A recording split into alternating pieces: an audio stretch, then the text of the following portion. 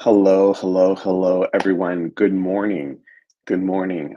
We have a special event today, and I'm thrilled and truly honored to have both of my amazing guests on. You know both of them, and if you haven't known both of them, you're going to know them because they are inspiring, courageous, heartfelt, authentic, sincere,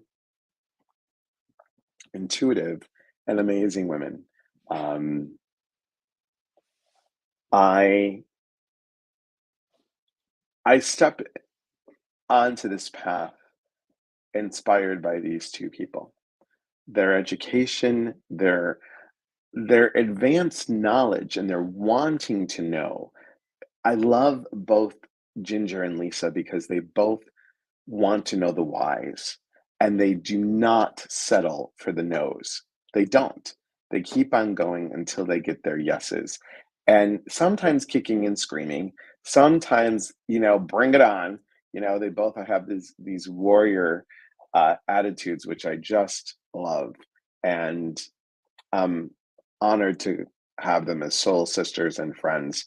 So please welcome my friends, my soul sisters, Ginger Healing Heart Medium Parrack and Lisa Noland-Shalosky. Thank you both for being here. Hi, good morning to both of you. Good morning, good morning, good morning. Let's first say hello to everybody and see who's here. Joyce says, I will watch the replay. I really wanted to be here for this. No worries. Good morning, Carson.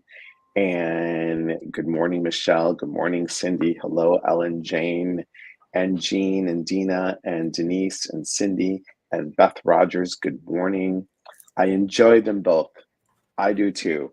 And Diane Sims, good morning, Sister Sledge. Michelle, good morning. Beth says good morning. And Sarah May from the UK, good morning, Ginger, Lisa, and Elias, sending love and good positive vibes to all. Thank you.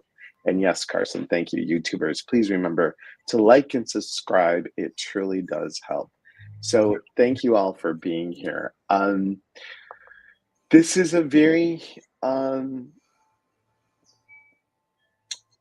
heartfelt talk that we're going to have today. So y'all know that all three of us can yuck it up when we need to. And we probably will a little bit today.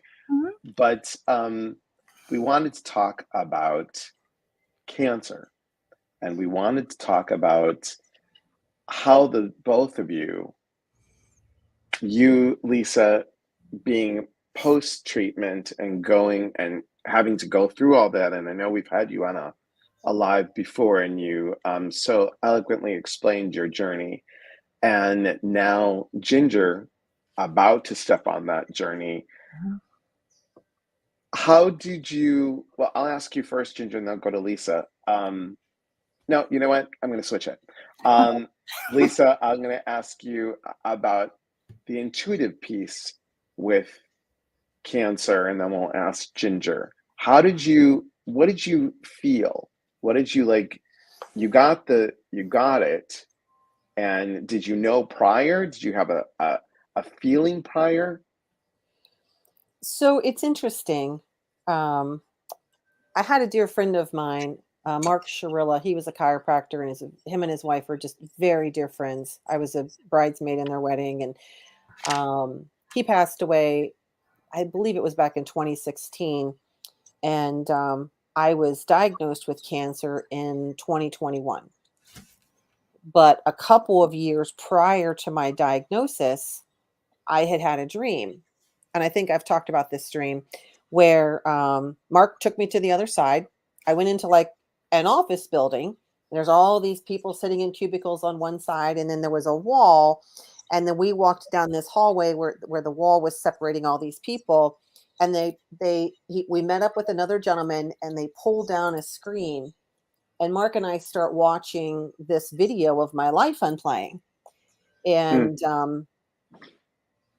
one of the things that came up on the screen was I was to have pancreatic cancer. And I remember turning to him and looking at him because my cousin's first wife passed away from pancreatic cancer. And I remember saying to him, now, wait a minute, I know that's usually a death sentence. And I realize I have to have the cancer experience, but is there some other way that I can have it besides pancreatic? He looks at the gentleman that was running the demonstrator, the video or whatever, I was watching. And they simply nodded their heads and said to me, we'll see what we can do. And that's all I remember of the dream. And then when you fast forward 2 years later, I had always had breast exams that had fibrous tissue, right? And at one point in my life, many years ago, I was even on kind of a watch list. Got to come back every 6 months because it's, we just want to keep an eye at it. So in February of 2021, I had my routine mammogram. No changes, nothing wrong, right? See you in a year. And then that fall, we had the fire in our condo on October 27th, I think it was. And then 3 weeks later, while we were living in the hotel, because we hadn't even found permanent housing, I found a lump. And I come out of the shower and I showed it to Patrick, and he's like, well, we're not going to worry about it right now. Actually, we were at an event. We were actually at a thing called, back then it was called the Victory of Light. Body, Mind, Spirit Expo has purchased it. And so we were at the hotel. I had gone through my whole first day of readings, found the lump that evening, come out. Patrick's like, we're not going to worry about it. We're just going to get through tomorrow. And then you call the doctor on Monday. And got through the next day. Just, I was like, divine spirit, holy God, whatever I was calling on at that time, and got through that day. And then the next day I reach out to my doctor. Of course, she has a concern. She gets me in the next day, and she couldn't find it. So I'm laying on the table, and she's palpating is palpating the right word, Ginger? She's, palpating and trying to figure out what I'm talking about. And I said, she goes, well, you pointed out to me because I can't find what you're talking about. And when I took her hand and put it on the lump that I had found, like all the blood drained out of her face. And she says, okay. She goes, I'll be back in just a minute. So I'm like, all right. And then her medical assistant comes in and says, the doctor wants to get you in right away for, mammogram and ultrasound. And we've got that scheduled for tomorrow. Now, tomorrow was the day before Thanksgiving. And so I wasn't thinking much about it. I didn't think about taking my husband with me. And so I go and I do my normal, mammogram. And the women who do the photos aren't supposed to respond in any way. Technically, I don't even think they're supposed to show you. And but the way it was set up and the way I kind of positioned myself, I was like, can I see, right? Like the way they had the camera and the way that, I don't want to get this young gal in trouble because it absolutely was not her fault. I was like, oh, well, that doesn't look like that belongs there, so I'm still trying to keep myself upbeat. Okay, let's just, may not be anything. I don't know. I'm not a medical person. So they take me over to ultrasound. Same thing happens. Lady's taking a bunch of pictures. And I was like, well, that's good. She's taking pictures. And then she's measuring something. And I was like, well, obviously she's, measuring something for a reason. We'll just kind of lay here and work this through. And she goes, wait right here. I'm going to go check with the radiologist and see if it's okay for you to go. Well, in comes the radiologist. And she sits down. And that's, never a good sign. And it literally looked like if you couldn't envision a walnut with 3 little fingers growing off of it. So literally a fist, and then these 3 little fingers. And she said, normally when we see something like this, it is always cancer. And, the concern is these 3 little fingers are like, it's growing. Mm-hmm. And she said, we're going to, I kind of blacked out at that point. I'm thinking to myself, what the F-U-C-K is happening to my world right now? Yep. Okay. There was no intuitive, enlightened person sitting there on that table at that moment. Okay. So I'm just going to be real with you. So they moved me across the aisle. There's a lovely nurse practitioner that sits there with these lovely little pink bags. I was treated at the Stephanie Spielman Center, which is phenomenal care. But she sits me down and she starts going over, okay, they want to do a biopsy. We're going to send you away with this information. Da, da, da, da, da. Everything's very quick. It's fluid. I mean, it's just like, and so I go walking out with my little pink bag full of you have cancer information, and I get to the car. And I called Patrick, and I literally just lost my shit. I mean, sobbing, convulsing, crying, like, what? You know what I mean? It's like, ah! Yeah.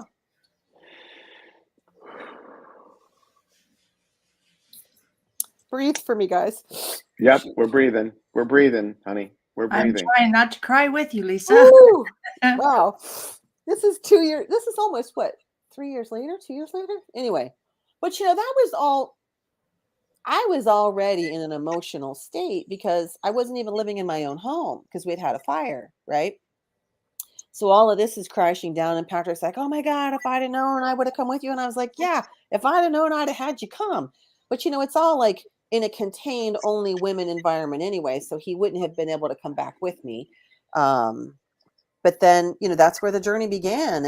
And one thing after another, I was so I had my biopsy, and that was done on December 6th. And that's when the official diagnosis came in.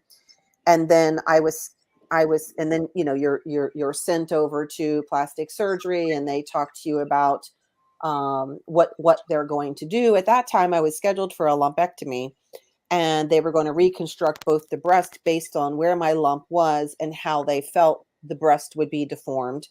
So I was supposed to have the lumpectomy, and then immediately following, the plastic surgeon would come in and he would reconstruct both the breast.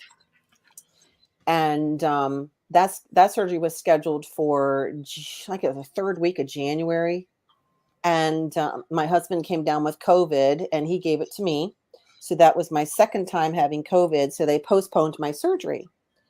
And when they postponed my surgery, the next surgery date I could get in was, which I love, was February 2nd, 2022. So it was 2/2/2022. So I knew, right? Because I'm a numbers girl. I'm not a numerologist, but I'm a numbers girl. And I was like, all right, this is going to be all right. They got me powered up on a 2/2/22 day, and I know I'm in the hands of God, and I know this is going to be good. And so I had the lumpectomy, but they weren't able to line up the plastic surgeon. So that was going to be after all of my treatments. And Spirit works in miraculous ways. I ended up not needing reconstructive surgery. So, was that why I got cancer? Was that why I got the COVID? So that it would be postponed and, everything, So sometimes things don't always go as planned. Mine, it seemed like everything was a delay. Everything was a delay. And they would say to me, we want to get this out of you as soon as possible. We never want to wait more than 2 months. And I'm like, look, this is all right. It's like the end of the 2-month mark, right? Like, what are we doing here? So then you're in those pauses with this energy in your body that you want out right away. And then you have to learn to be like, okay, how am I going to move through this? So, I still worked the whole time I was going through all of that, because I found power sitting in spirit. And when I was in that power with spirit, I feel like I was healing me. So I never gave up my service to spirit. Sure. And I never once, not one single time, said, why me? Because I knew from that dream that I had had a couple years prior that this was coming. But for some reason, between my husband and I, we always knew I was going to be okay but it was going to be difficult, right? It was going to be difficult. And then the day came that all the procedures are over, and then you go and you get your what they call an oncology score. Anything higher than a 25, they recommend chemo, and I was a 26. I have a dear friend of mine that was a 76. I can completely understand chemo for a 76, but a 26. And I'm sitting there, and we simply just asked the doctor, if this was your wife, what would you have her do? And he said, I would have her do chemo. So that's what I did. They said in about 16 or 17 days, your hair will fall out after the first treatment. And I was like, all right. And I can remember the day I was warned. I was told by people that, go ahead and cut your hair shorter because it's going to be alarming when it starts falling out. You'll wake up, it'll be laying on the pillow. It wasn't that dramatic for me. It wasn't. But it was just one day I kind of twirl my hair all the time, and I twirled it and I was like, oh, I don't think I'm supposed to have that much hair in my hand. And I kind of laughed and I said, Patrick, I think it's time. So he did the duty for me, and we videotaped it. I've never gone back and watched it. It took us probably an hour to cut my hair because he kept breaking down, and we would laugh and then he gave me the, oh my God, what is the president? There's a president that had there's the somebody that was like bald on top, but then only had like the hair across the bottom. So he was giving me these really funny haircuts and then taking pictures of it along the way. It was just like, it was completely ridiculous, and I was just laughing my ass off because it looked like, imagine me putting like a bald cap on and then only having like the bottom half of my hair hanging down as long as it is. Oh. And we were laughing, and then we'd be crying, and I'd be like, you have to take a picture. You have to take a picture, And yeah, I mean, and then I never got fitted for a wig. I never felt like I wanted one. And I just walked around proud as a peacock. And then, I would help people feel comfortable with me by telling them they could rub my head for good luck. Right.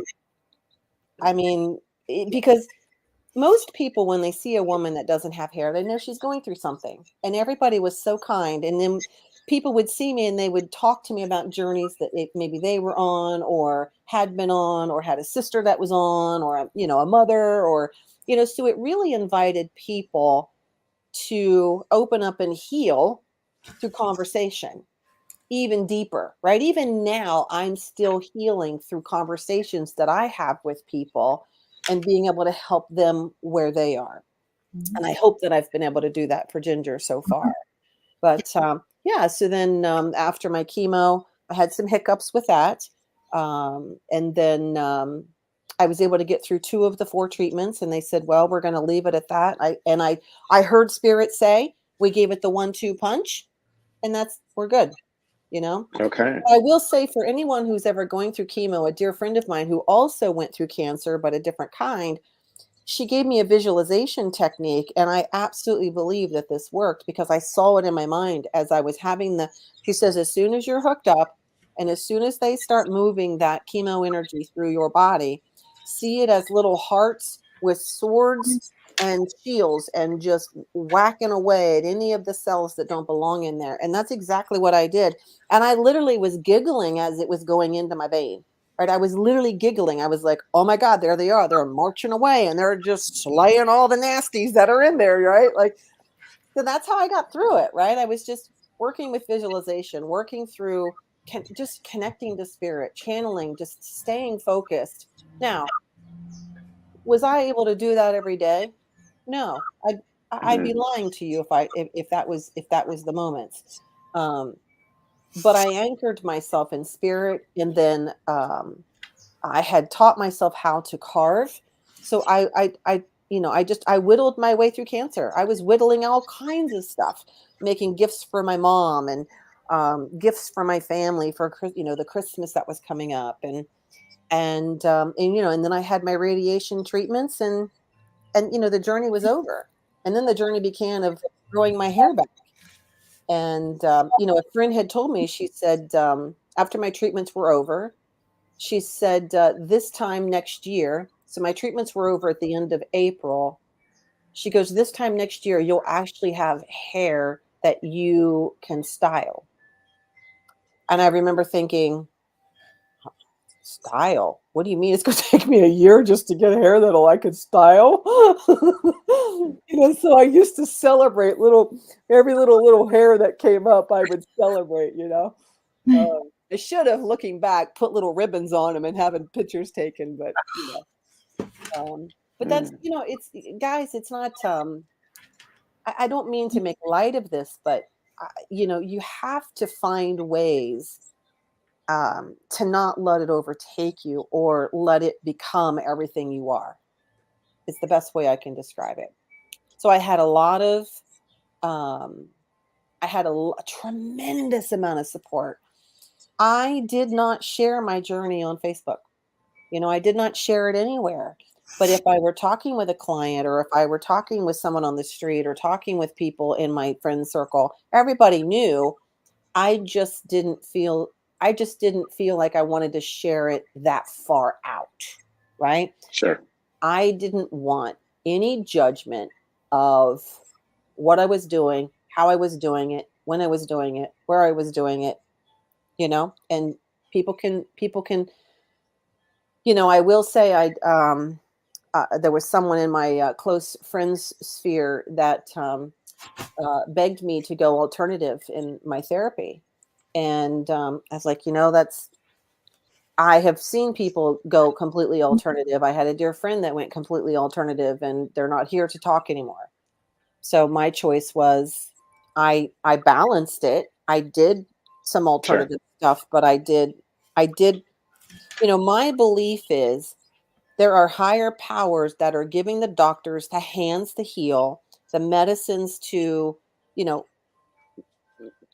eradicate these diseases out of the body for whatever reason they show up. I believe it was a soul contract that I made, that this was an experience I was supposed to have. And now I am a walking, eating, breathing, living testament of being a cancer warrior, that I can help other women, empower them, know that they can get through this, and, just be an ear, right? Because, I know Ginger has called me and she's like, I just need to BITCH. I'm like, I'm your girl. Bring it on me, because I know what that feels like. So, yeah, so that's pretty much in a nutshell. And Lisa, there were times for you that, because I know that you and I chatted during that you're like, I'm not talking to many people. You didn't want to. You needed to go within. And I just have to ask, Ginger, does this, hearing Lisa, and I know you've and then heard here's this, my fun T-shirt that my girls got me when I was. I love that. I love that. Hearing Lisa's story, does that give you hope, strength, possibilities, that she's on the other side now? Oh, I know I'm going to make it through this intuitively. I know and Lisa spells words out and I just say them. So there's a big difference between Lisa and I. I'm going to kick its ass, and I'm going to get through this.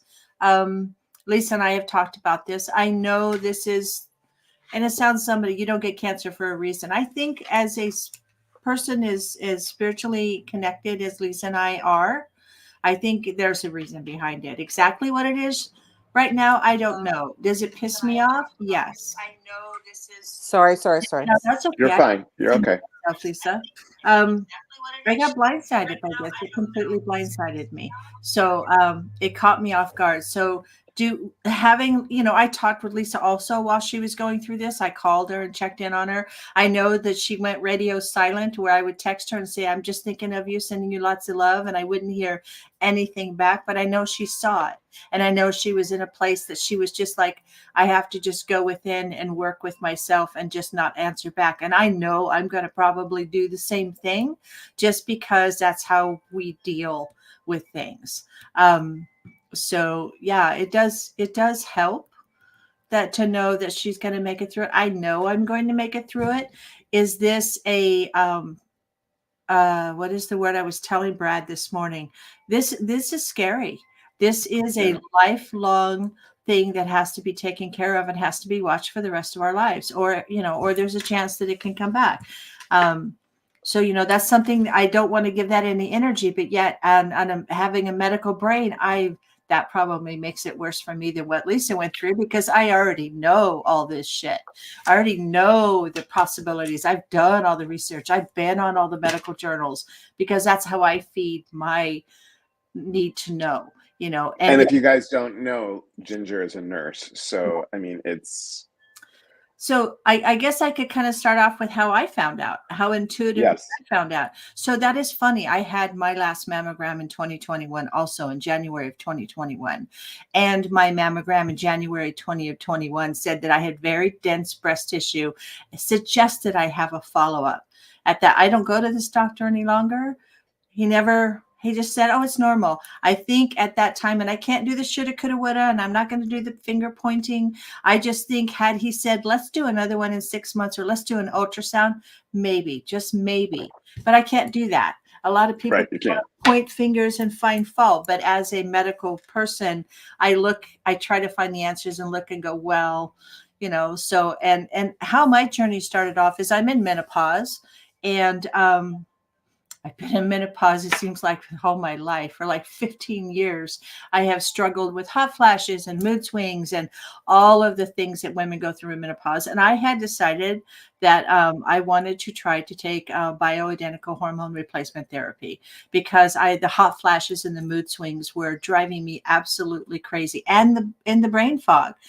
Especially in the medical field, having to talk to somebody and not even be able to remember a name of something, and looking like stupefied while you're standing there you can see it, feel it, taste it. It's on the end of your tongue, but the words won't come out. So I thought, well, maybe I can go to a naturopath, and I love my naturopath. Absolutely would highly recommend him.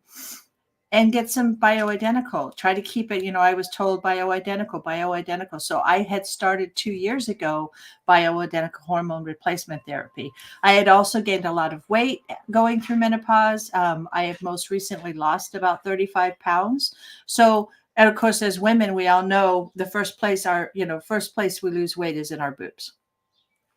So I had been noticing a change with the way that they felt when I was doing my self-exams. And in the shower, again, I found this lump at Easter. Oh, by the way, happy Easter, Elias Patras. This is Orthodox Easter for Elias, and he's doing this on his special day today. And thank you. I had also found the lump, and it was on the weekend. It was on a Sunday morning. I found the lump when I was in the shower. I'm like, what the hell is this?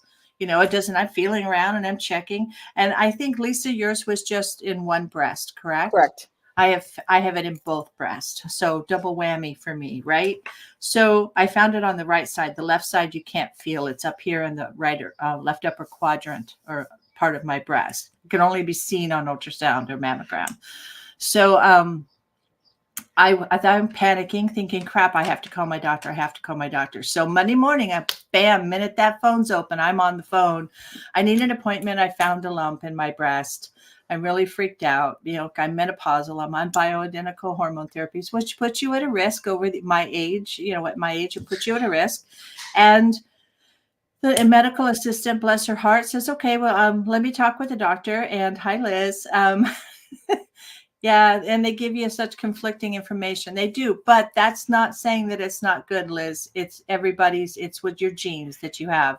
You have the gene that could set it off. So I call, and the medical assistant said, well, let me have the doctor call you back. Now, I called him at 7:00 in the morning, and I've been known to be a bull in a china shop, and my patience is about this much when I set my mind on something and I want it.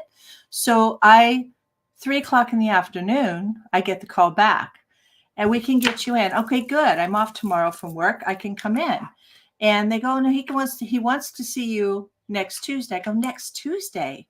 You're going to make me wait a week to have this checked? There's no reason. It's there. I can feel it. Just give me an order and let me go get a mammogram. Now, in my insurance, we can have a screening mammogram every year over the age of 40 without a doctor's order. Screening mammogram.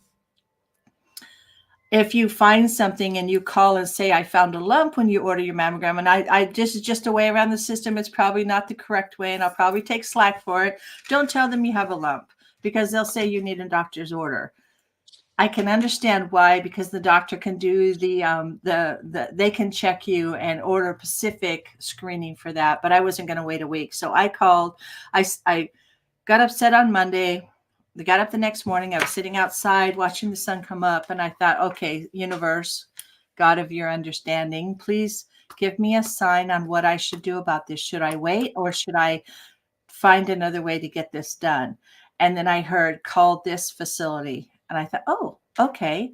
So I got on it was like 7:02. I called this facility and I said, hi, I'm going to schedule a screening mammogram. Do you have anything available? She goes, well, let me check. She goes, can you come in today? I said, sure, I can come in today. She goes, how about 8:30? So it was like an hour away.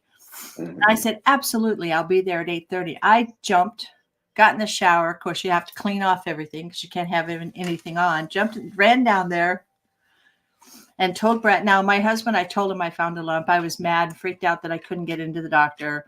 I showed him the lump, what I found. And then I went and got the mammogram, and then I left and met him for breakfast. An hour after I had left that facility, I got the phone call from the radiologist saying they wanted me to come back in for more imaging. But I knew that lump wasn't a normal lump. I knew by the way it felt. I knew by where it's located in your breast. It was not normal. If you want to figure out, y'all get on and learn about your breast. Look up, I have invasive ductal carcinoma, which means my cancer is in my milk glands, the ducts that produce the milk. So I'm not sure, Lisa, where yours was. I think it's the same. It was exactly the same cancer. Yeah, exactly the same cancer. So if y'all want to it's informative for you to not only learn how to do your self-breast exams and do them every month. It isn't just about feeling your breast and saying, oh, I don't feel anything. You have to physically look at your breast in the mirror, and you actually have to lift your arm up and look in the mirror at your breast, because I hadn't done that month or in a couple months, and I had lost weight in my breast. And after I found the lump, I lifted my arm up, and there was the indentation that I hadn't felt, but it was there. I could see it. And that's when I knew the indentation is usually a sign that you have some type of growth in your breast, whether it be benign or cancerous. So I scheduled, now my doctor had scheduled me out on April 2nd. I got back into the radiology facility in the morning of April 2nd. My afternoon appointment with my physician wasn't until 3:30, I think. Went in that morning at 8 o'clock. Brad went with me, my husband, and we went in to have further imaging, which was more images and an ultrasound. And so they did all of that. And they took him in a room and set him down. And they were really, really good as far as explaining what's going on. And then they came back in and got both of us and took us in a room and said, you have something suspicious for cancer. Now, Lisa had said she was trying to look at her screen. My tech wouldn't let me look at the screen. I said, can I see what you're doing? She said, no, that's HIPAA. And I go, I get it, but this is my boob. It's my boob. Why can't I look at my boob? But I understood she was only following the directions. She was doing everything the way she was supposed to be doing it and following the rules and regulations of HIPAA. So when we went back after the doctor came into the room and said, you're suspicious for cancer. We want to do some biopsies. What are you doing today? I go, nothing. She goes, we can do it right now. I said, absolutely.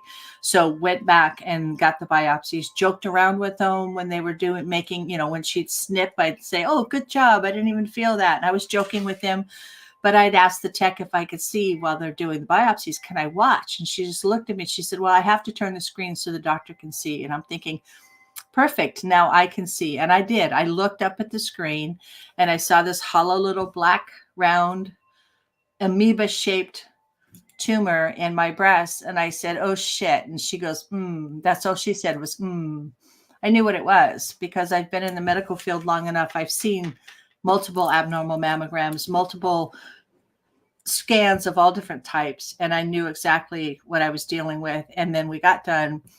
The doctor said, great. They give you ice packs, by the way, that you get to stick down in your breast in your bra to keep everything nice and cold. That's fun.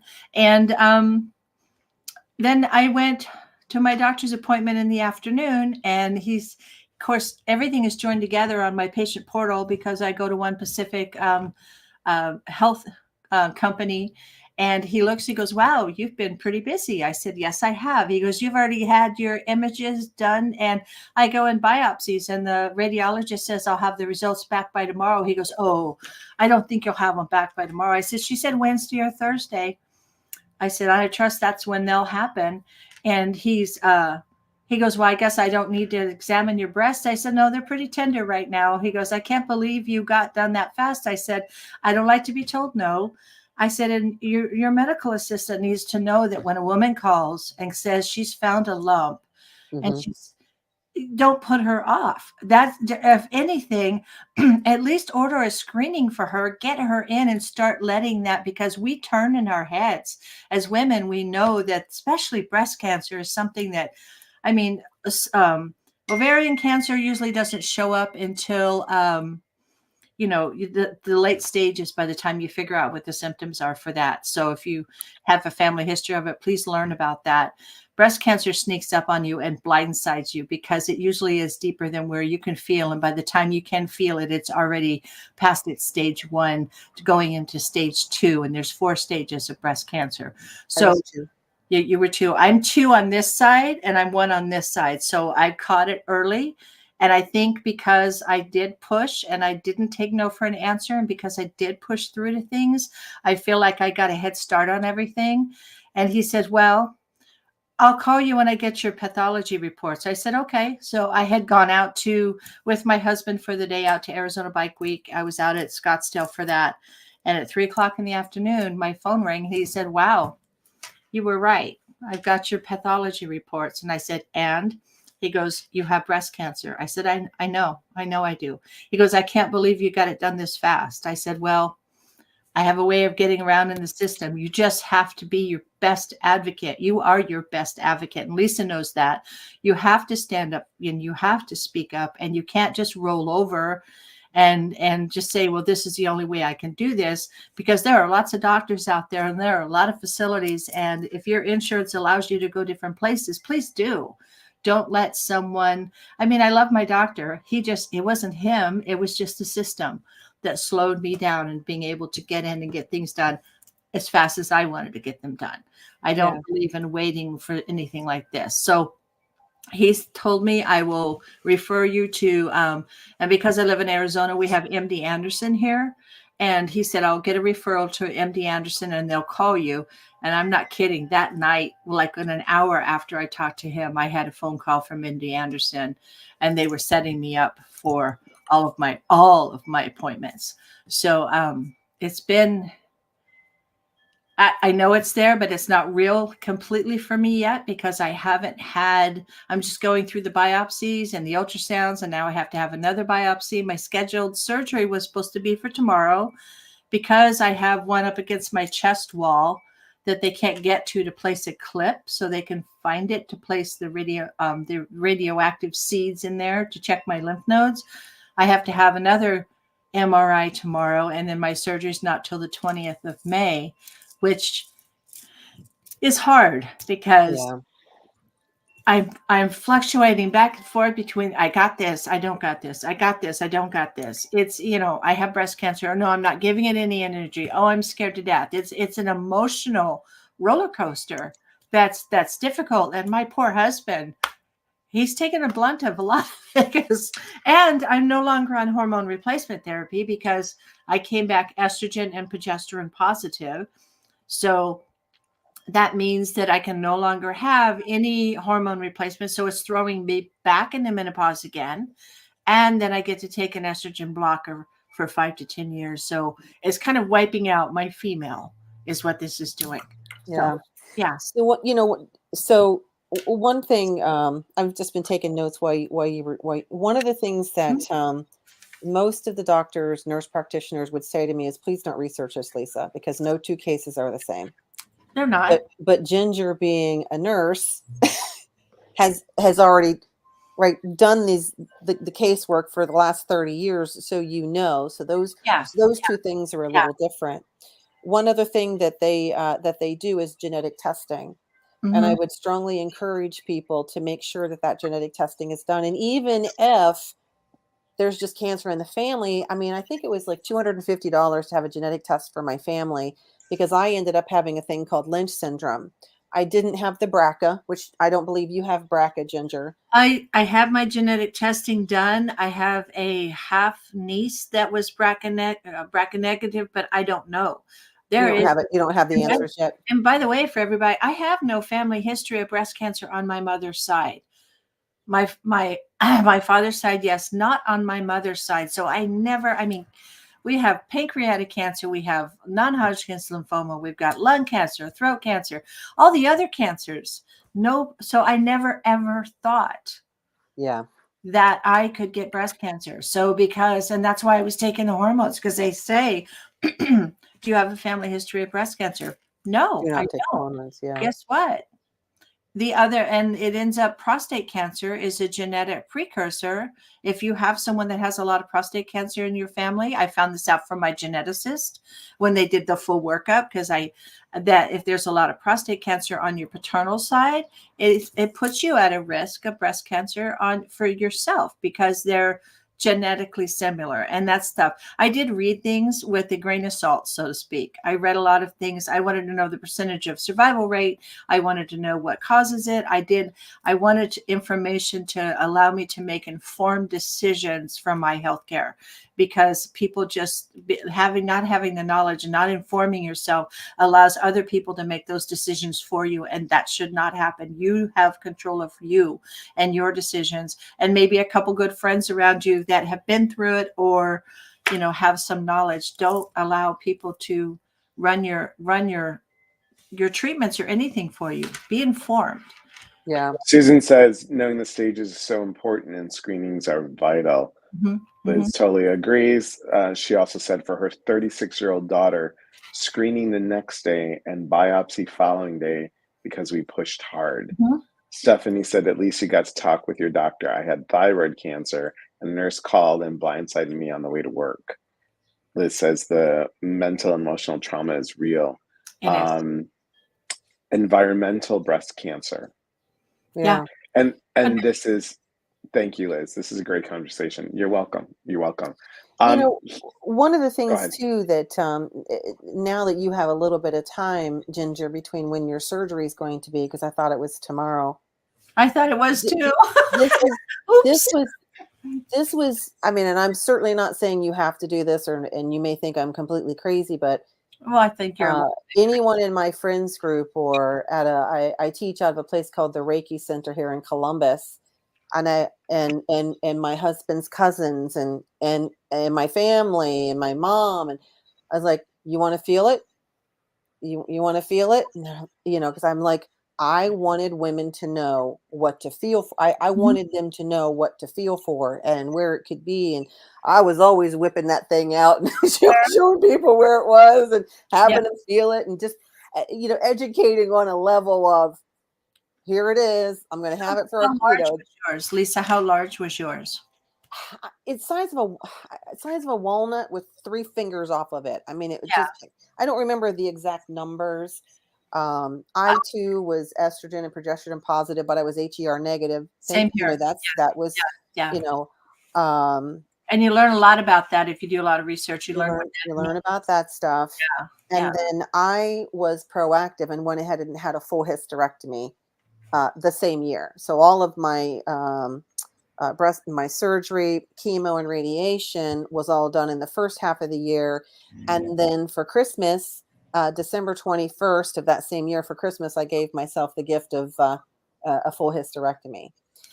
And in speaking from someone who is in the post stages of this now, I am now in the estrogen blocker phase of this. I started taking my estrogen blocker. I looked at the date the other day. It was in 2022. I don't know, it was like May or June or something. And my body, I'm showing all the signs of a woman who's on the way back end of menopause. Like my skin, I have to see a dermatologist every year for my skin. I have to have a colonoscopy every 18 months. I have to have an upper endoscopy every 3 years because of having Lynch syndrome and having had cancer. Now, I say have to have. I don't have to do anything. It's being proactive, though. You choose.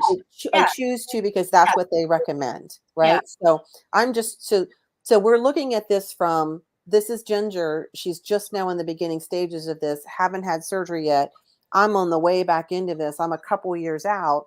And looking at this from, my mental, spiritual, all of those different things that I have done to just keep myself motivated, because not everyone would want to share their story in this way or as public as we are. And certainly if there's any women out there that are having a challenge or having a problem, I've got the best bras, because they were recommended to me, and I've got the best, cutest little beanies that I've already sent links to Ginger. If in the event chemo has to be part of her treatment, this is going to be something that she can wear. Actually, you know what? I didn't send them to you. I sent them to another friend that's going through it. I said, we're not going to. Was it you? Because I said, we're not going to project chemo on you, but I have another. I am not putting any energy into chemo whatsoever. I saw the oncologist. I mean, they hook you right up with, I went and saw my surgeon. Love her. Love her.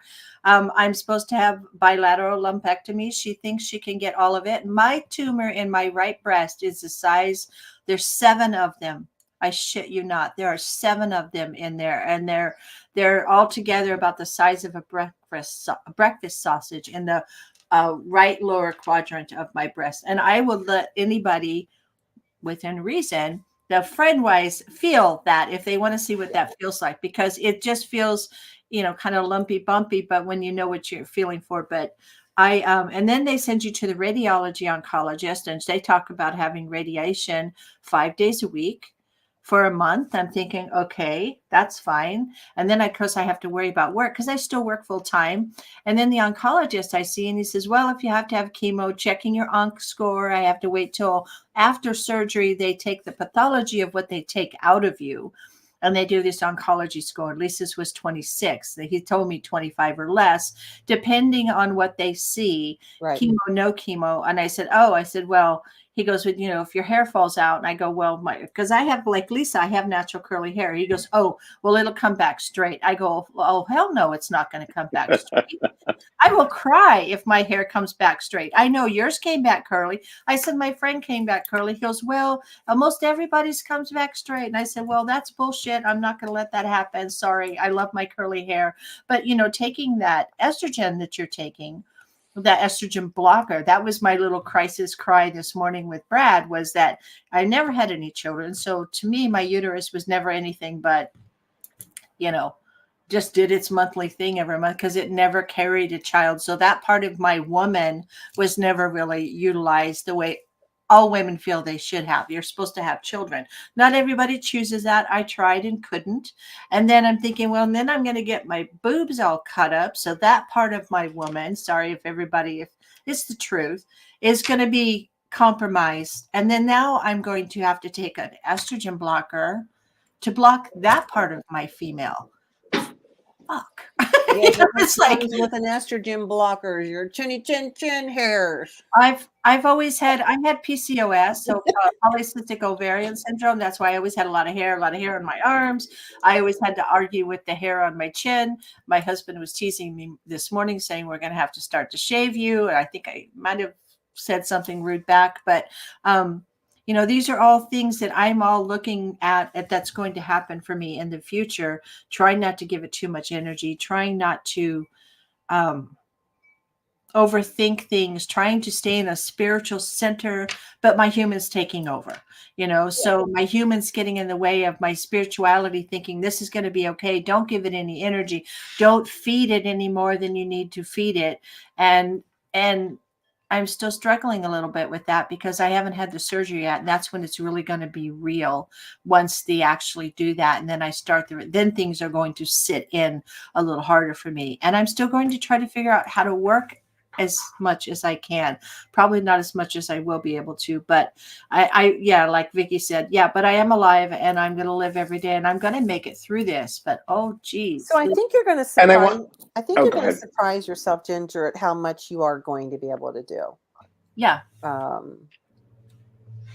You know, for me and chemo, they managed me so well.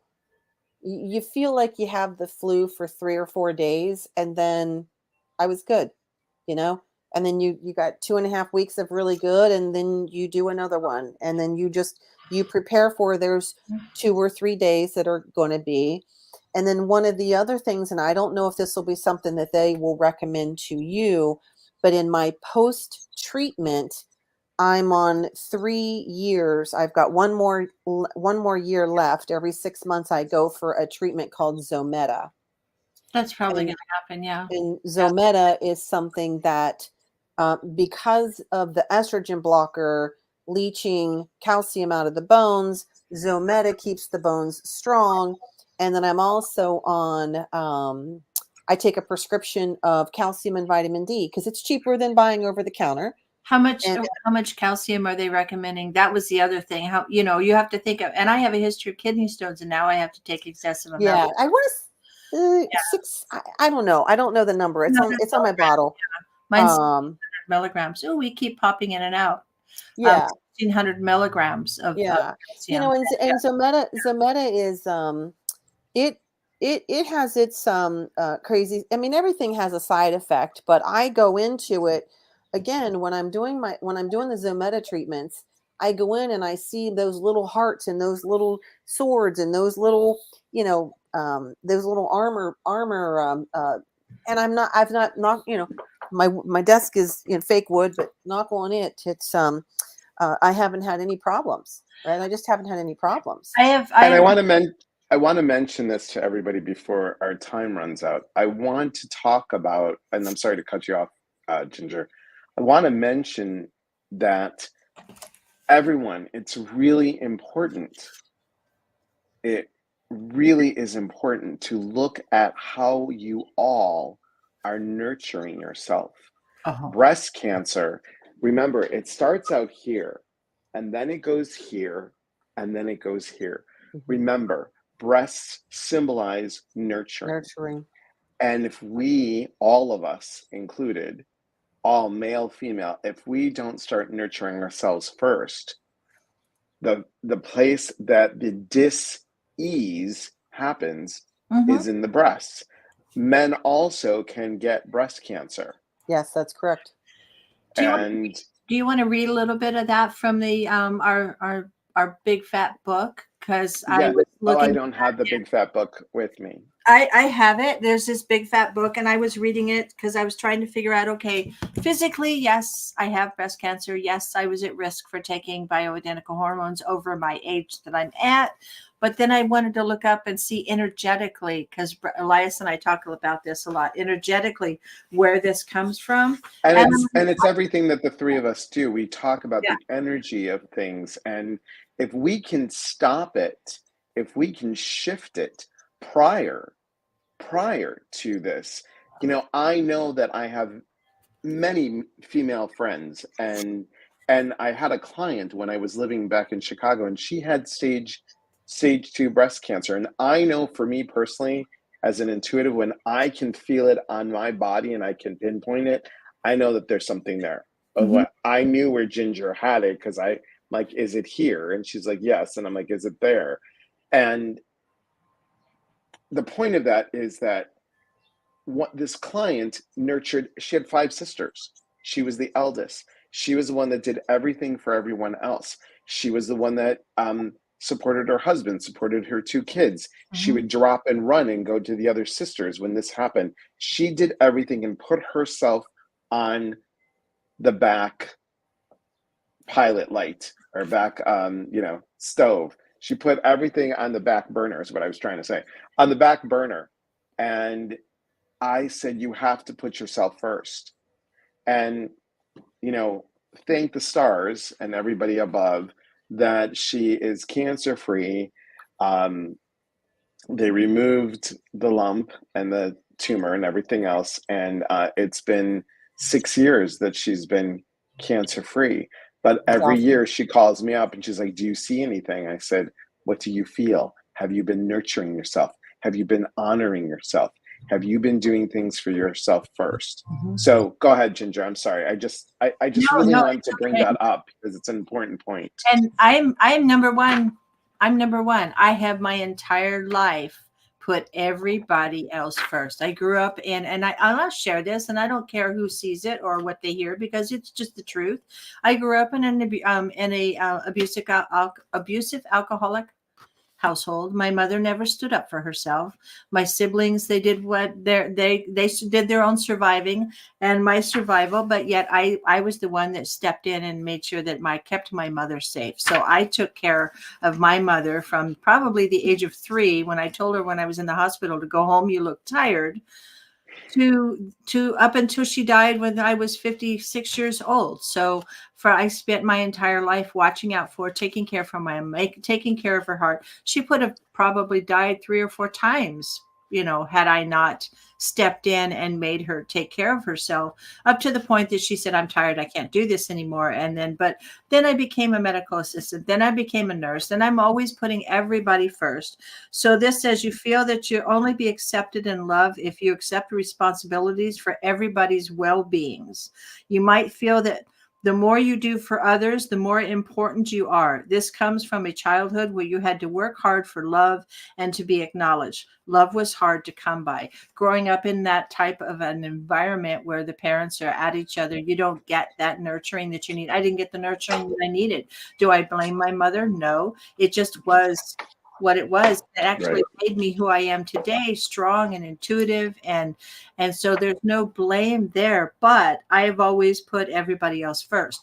If I had plans to go do something and someone was sick or needed something, they'd call me and I would drop my plans for my personal care and go and take care of them. There's a point when you do that and a point when you have to say no. And my new word for me is no. And no is a complete sentence because as one of our long friends have taught us, my boundaries are sacred. And I've had to, since I found this in April, my boundaries are sacred.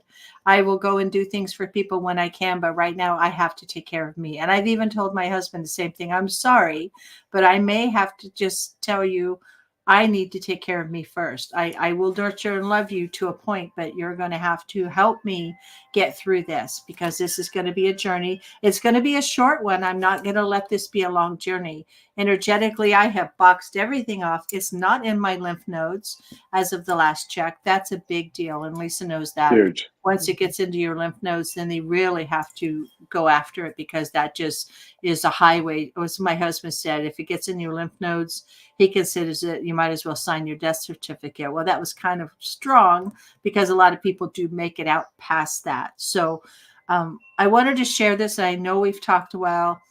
I've been diagnosed with breast cancer. For those of you that don't know, I have not been doing my lives. I have not done a lot of readings, but as Lisa said, I think I'm going to continue to do my work and talk about this because it is still such a silent thing. And I'm on a Facebook group for invasive ductal carcinoma. And the stuff that I read on there is horrifying because of the women that are having to wait such a long time to get taken care of or don't know or don't understand. And they're so not as old as I am, but they're so young. And like I said, this blindsided me. Genetically, it shouldn't have happened. How it happened, I just can't beat it to death and try to figure it out. I just have to know the next step is Tuesday is my next biopsy. And after that, then I get my surgery. So Elias, I appreciate it. I didn't cry as much as I thought I would. Yeah. I had my good with Brad this morning, and and I just want to add, for me, I had one of the most loving set of parents. Amazing. I mean, I absolutely had an amazing childhood, and my parents are still married, and I think they're going on 64 years. Very fortunate to still have them. Mm-hmm. So I don't have the typical wasn't nurtured. However, I was never able to have children, so I wasn't able to nurture. Mm-hmm. Plus, I'm always doing for others. Like I've always been a doer for everybody else. Take care of it. So that really does resonate with me. And there was always something in the back of my mind that women who never give birth have a higher propensity for breast cancer just anyway. So whether there's genetics in there or not, I do have a lot of cancer in my family. My maternal grandmother did have breast cancer and had her breast removed at 84. So there's always that chance. However, I truly do believe that energetically, if we take care of ourselves, if we're really listening to our body, if we're really paying attention, we can mitigate some of these things. And it begins with, women need to nurture themselves first, truly. Oh, a sign they don't tell you about: itching in your armpits is a sign of breast cancer. Can be a sign of breast cancer. Like itching, like right in through there. I was having that. Oh, for heaven's sake. I was having an itching, and I asked my doctor about it because I'm a pre-diabetic and I was overweight. They thought it was yeast. I go, it's not yeast. I know what that looks like. So they were just blowing it off. When I did some research, I found out that is a sign. Also, an elevated CRP, C-reactive protein in your lab work, can be a sign of lung, colon, or breast cancer. Oh, for heaven's sake. And that's usually when they draw for cardiac enzymes. I don't have cardiac problems, and mine was elevated. And I asked why, and they said, well, maybe because you got over COVID. I go, but that was 6 months ago. So question things, question, drive them crazy. Medicine and I'm going to practice. And I'm going to say this for the men that are watching the replay or that are on here.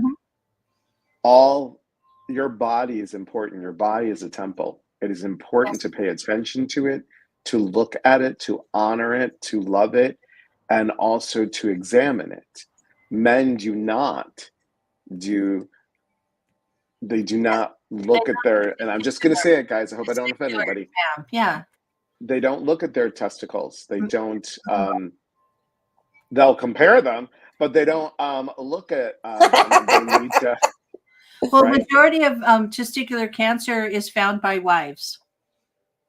Yeah. Or that notice that there's something different because they seem to handle that more than their men do, and that's just and prostate cancer as well. Ginger, please show, because guys, remember, this starts outside of your body first. It starts energetically. It starts spiritually. It starts with what you're giving and what you're feeding yourself and the energy that you wrap yourself up into.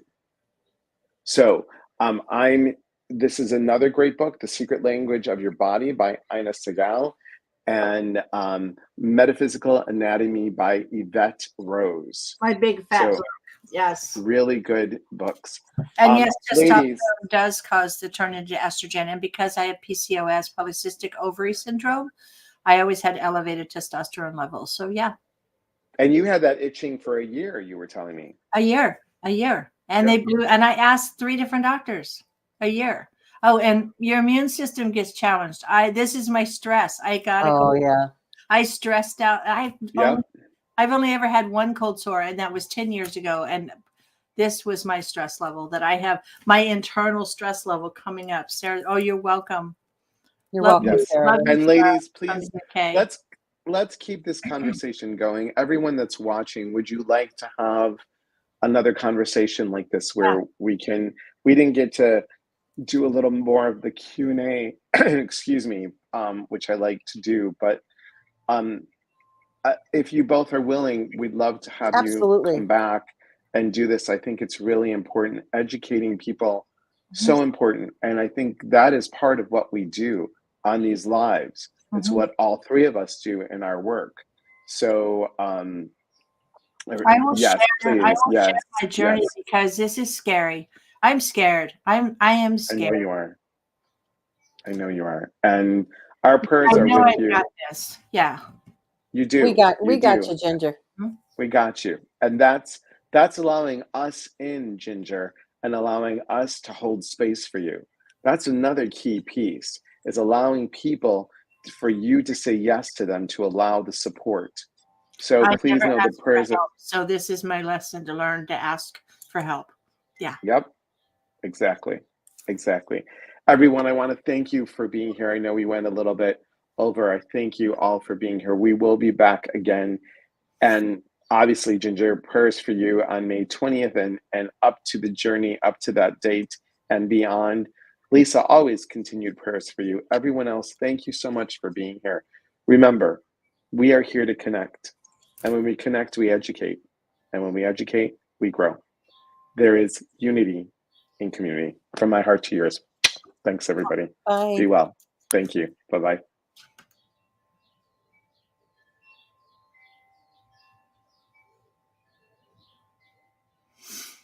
We dropped. I think we're done. We lost Elias. It says we're in the show and they can still hear us. Oh, hi everybody. We're still here, Elias. So we're just going to talk until Elias comes back, I I think. guess we have to exit. All right. Brad's my husband. I'm going to go ahead and exit. Oh, should we just carry on without him? Maybe we should. Maybe that's what this was meant to do. We're just going to carry on without him. Oh, goodness gracious. Sorry, Elias. We kicked you out. All right. Love you. Thank you. Love everybody.